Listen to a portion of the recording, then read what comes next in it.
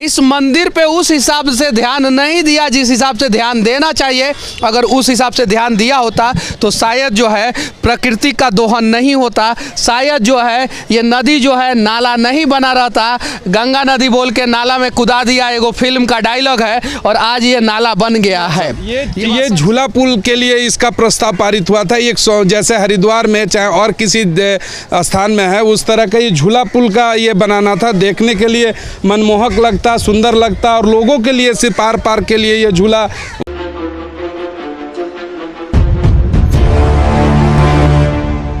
प्रकृति और संस्कृति का दोहन भारतवर्ष में खूब हुआ, और उसी का जीता जागता उदाहरण प्रकृति के गोद में स्थित झारखंड का सबसे बड़ा दैविक स्थल में से एक राजरप्पा है।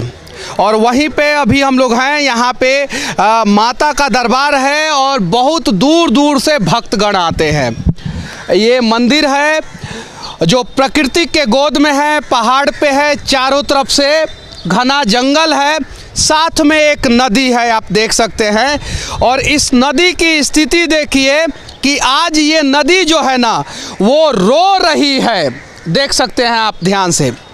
उसके अलावा ध्यान से देखिए, इधर एक पुल है, और जो एक बड़ा पुल है, और यहाँ से सिर्फ और सिर्फ 500 मीटर की दूरी पे इधर भी एक पुल है जो बड़ा पुल है। उसके अलावा बीच में अनेकों पुल बनाया जा रहा है, और कहा जा रहा है कि ये विकास हो रहा है, लेकिन ये विकास नहीं, कहीं नहीं तो कहीं विकास के नाम पे विनाश किया जा रहा है। इस नदी को बर्बाद किया जा रहा है, इस मंदिर को बर्बाद किया जा रहा है। यहाँ के लोगों का जो रिक्वायरमेंट था वो पूरा हो गया है 2 पुल से। कुछ ठेकेदारों को फ़ायदा पहुँचाने के लिए जहाँ पे झारखंड में पुल चाहिए वहाँ नहीं बनाया जा रहा है, और जहाँ नहीं चाहिए वहाँ पे एक्स्ट्रा बनाया जा रहा है, बेवजह बनाया जा रहा है।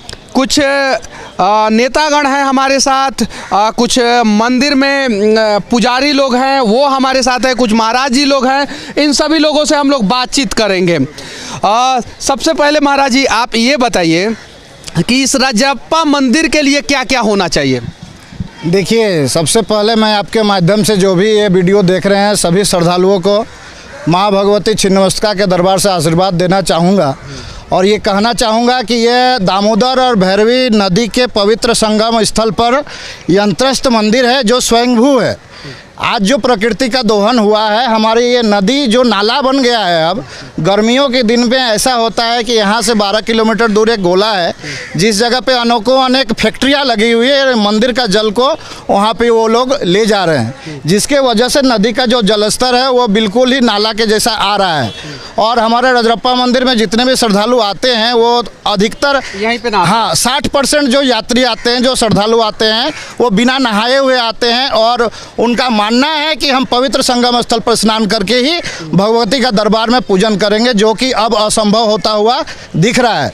तो सरकार से मैं यही कहना चाहूँगा कि ये जो नदी आप गंगा सफा योजना के तहत जो कार्यक्रम चल रहा है उसका थोड़ा विधिवत विस्तार किया जाए, और हमारे सहयोग लीजिए, हम आपके लिए हैं। हमसे जो अपेक्षा सरकार कर रही है हम देने के लिए एकदम तत्पर हैं, और जल्द से जल्द नदियों को ये एक्स्ट्रा जो पुल बनाया जा रहा है बेवजह बिना काम का, ये क्यों बनाया जा रहा है?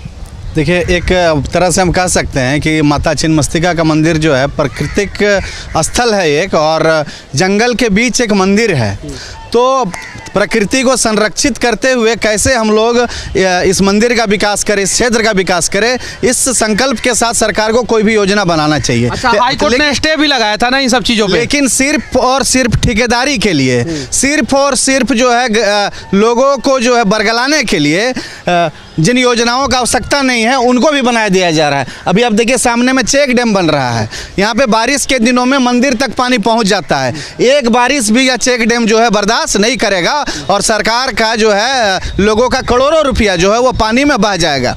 आज यह नदी जो है एक नाला का रूप धारण कर लिया है। इससे 15 किलोमीटर दूर जो है भैरवा जलाशय बना गया है, और इसलिए बनाया गया है कि लोगों को सिंचाई की सुविधा मिलेगी। भैरवा जलाशय के बने हुए 5 साल से ज़्यादा हो गए, लेकिन सिंचाई की सुविधा वहाँ पर बहाल नहीं हुआ, नहर नहीं चालू हुआ। वहाँ पर मछली पालन हो रहा है और वहाँ के पानी को जो है प्लांट को दिया जा रहा है। वहाँ के जबकि काम किया गया किसानों के नाम पे कि डैम बनाया जा रहा है और वहाँ से किसानों के खेतों में पानी पहुँचाया जाएगा, लेकिन किसानों के खेतों में पानी ना पहुँचा के इंडस्ट्री को पानी दिया गया। सच्चाई है? जी बिल्कुल, वो तो हम नहीं कह सकते, लेकिन सबसे बड़ी गलती हुई जब ये नदी थी, इसका नाम है भैरवी नदी, इसका उपनाम है भेड़ा नदी। यह सबसे पहले ये चिल्का पुल जो सामने देख रहे हैं, ये पुल जब से बनाया गया है, इस नदी का जो स्वरूप था वो बिल्कुल पलट गया। चूँकि हम लोग बार हम लोग तो इंजीनियर नहीं हैं, लेकिन जिस समय काम हो रहा था इंजीनियर से हम लोग आग्रह किए थे कि यह पुल अगर आप ऐसे बनाइएगा तो सारा बालू उधर रुक जाएगा और मैदान बन जाएगा, और जिसके कारण वो मैदान बन गया। आज दुकान लगी हुई है इसी का वजह है, चूँकि उसके नीचे बहुत बड़ा पत्थर है, उसमें एक साक्षी पत्थर बोलते थे, जिसको हम लोग पहले ये पुल नहीं था तो हम लोग वो पत्थर डूब जाता था तो हम लोग उस पार से इस पार नहीं आते थे।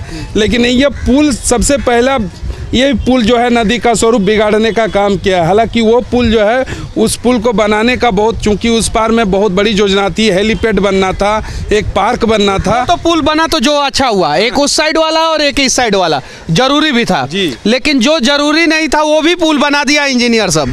ये झूला पुल के लिए इसका प्रस्ताव पारित हुआ था। एक जैसे हरिद्वार में चाहे और किसी स्थान में है, उस तरह का ये झूला पुल का ये बनाना था, देखने के लिए मनमोहक लगता, सुंदर लगता, और लोगों के लिए सिर्फ पार के लिए ये झूला था। बट अभी क्या हुआ, ये बीच में रुक गया था। इससे पहले जो डीसी साहब आए थे, संदीप सर, इसको रोक दिए थे। इसके बाद पुनः कैसे चालू हुआ, क्या पैसा वैसा गया होगा, कमीशन वमीशन चला गया होगा और चालू हो गया होगा। सही है कि नहीं है? बिल्कुल निश्चित तौर। मंदिर के लिए क्या क्या होना चाहिए? मंदिर का जो विकास होना चाहिए था, अभी वो विकास हुआ नहीं है।